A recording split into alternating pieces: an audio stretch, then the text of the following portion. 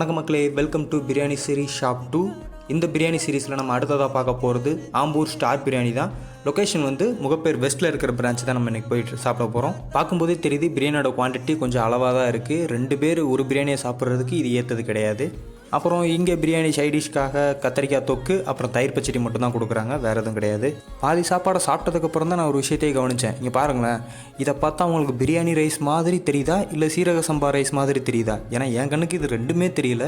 நார்மலாக நம்ம வீட்டில் சாப்பாடு பொங்கி சாப்பிடுவோம்ல, அந்த ரைஸ் மாதிரி தான் தெரியுது.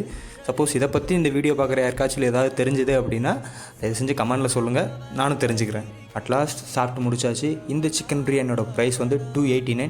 இந்த காஸ்ட்டுக்கு இது ஒர்த்தா அப்படின்னு கேட்டிங்கன்னா இதுக்கு நாங்கள் கொடுக்குற பாயிண்ட்ஸ் வந்து 10 out of 6.